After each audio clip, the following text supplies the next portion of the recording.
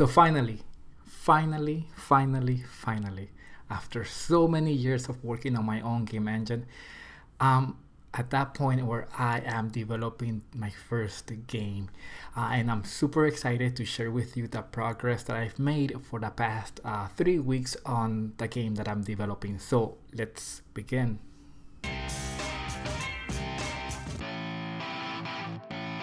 I'm Hero Serrano, and one of my passions is, aside from soccer, is developing game engines. And I've been doing this for about 6 years now. It has been an amazing experience, and 3 weeks ago I got super happy because I decided to make my first game using my game engine, the Untold Engine. And when I was thinking what game to develop, the first thing that came to my mind was, well, it has to be a first person shooter. And since I am not a game designer, I decided to get some ideas from other games, specifically Doom, the classic game from 1993, and from God of War. I also wanted to get some ideas from Doom, the game from 2016, but that was way too much, so I decided not to do that. Either way, let's begin. I think that before I share with you how I implemented some of the game mechanics, it would be a good idea for me to show you the game I'm working on.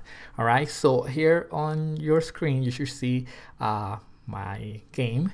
It's in the initial stages, and you can see how the character is able to go down the stairs, and then it is able to basically change weapons, and then one of the enemy soldiers is able to throw an axe, and the main character is able to collide with walls, although I don't show that here in this preview. I will talk about it later on. So I wanted to show you this so that way you have an idea of what I'm talking about as I explain some of the game mechanics that I implemented. All right, so let's do this for real.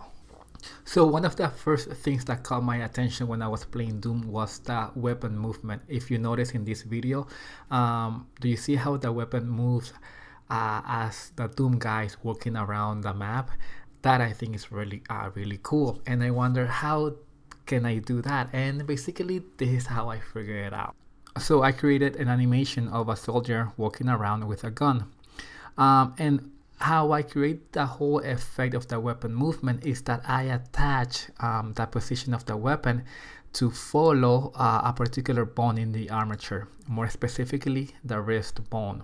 So as the animation is playing, you can see how the wrist bone also moves, and since the weapon is attached to follow that position, it creates the illusion that the weapon is also moving as the character is moving, which creates something like this. Here you see the weapon also moving as the soldier is walking around the field. That's basically what I do. I use the animation system to create this whole illusion of weapon movement. And since I'm developing a first-person shooter game, I realized that I also needed to create a map. However, I know nothing about map design. Luckily, I found this map online, and I used it as a reference to create my own map using Blender, and I created it. I added some textures, and the map looks something like this.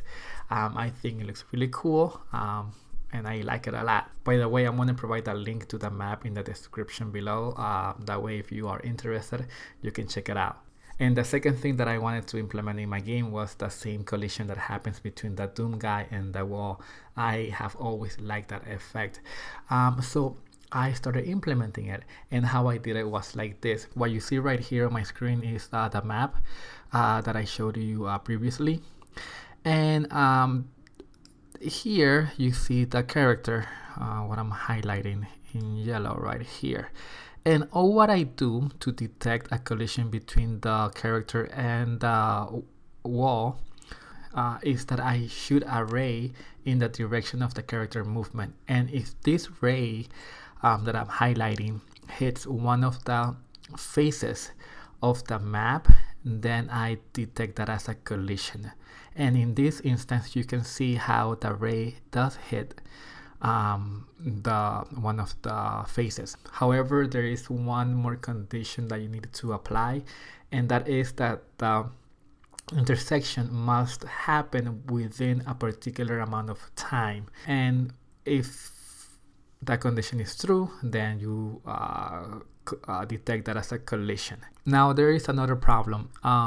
If you notice, this map has 757 faces, and you do not want to do an intersection test between the ray and this many faces.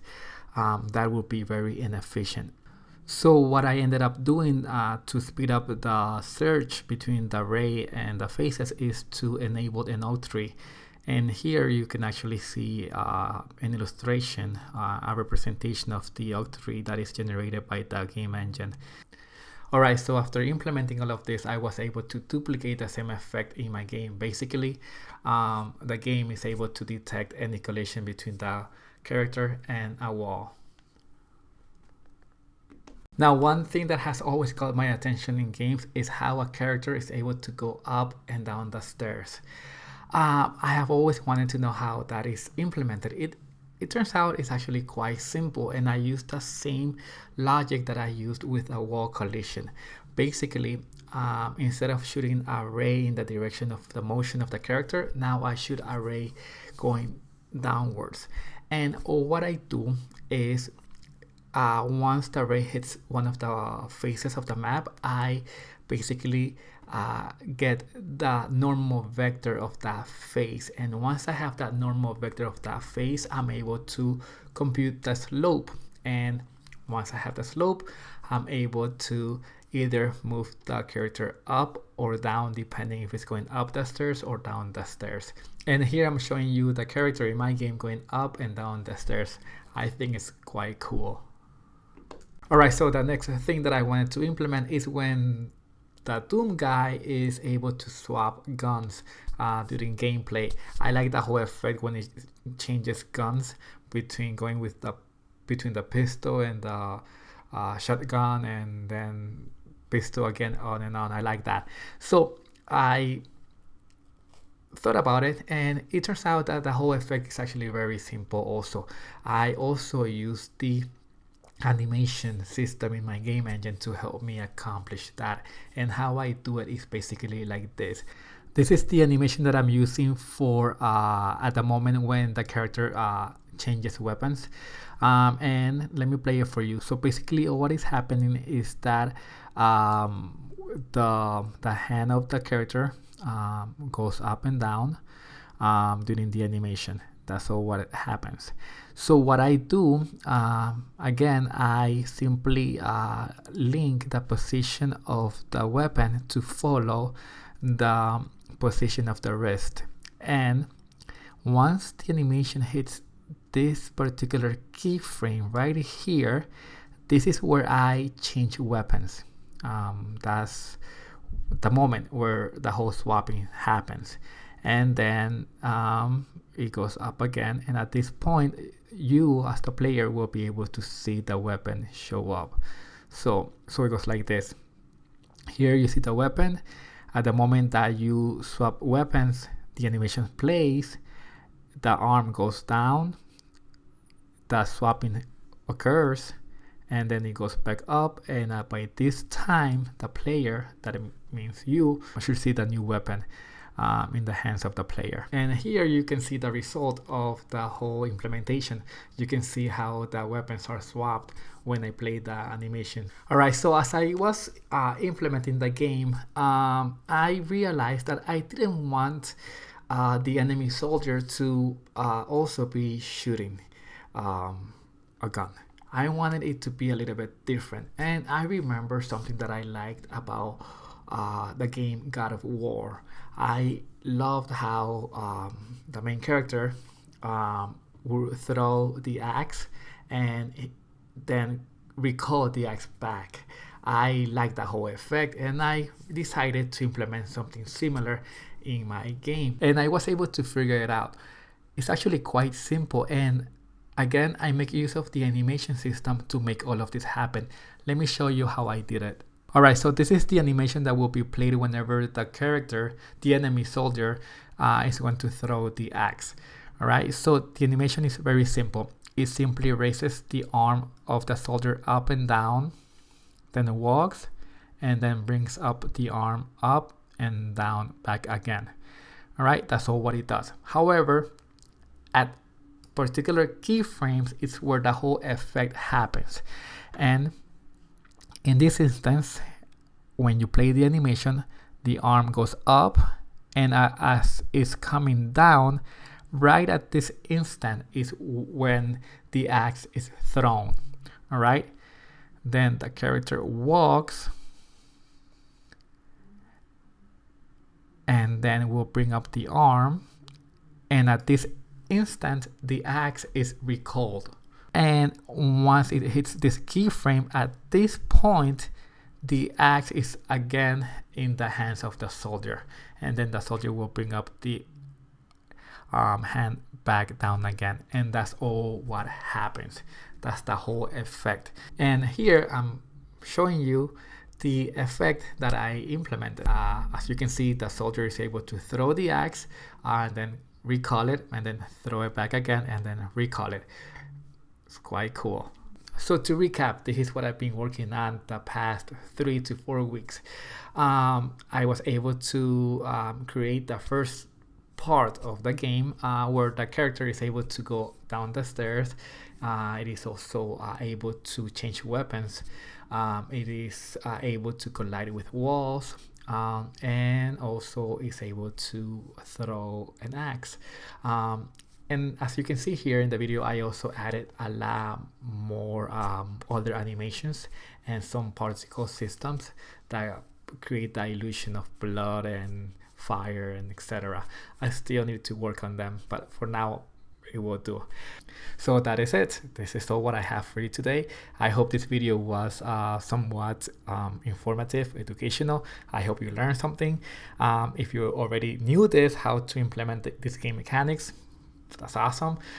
If you didn't, I hope you now know how you can implement them.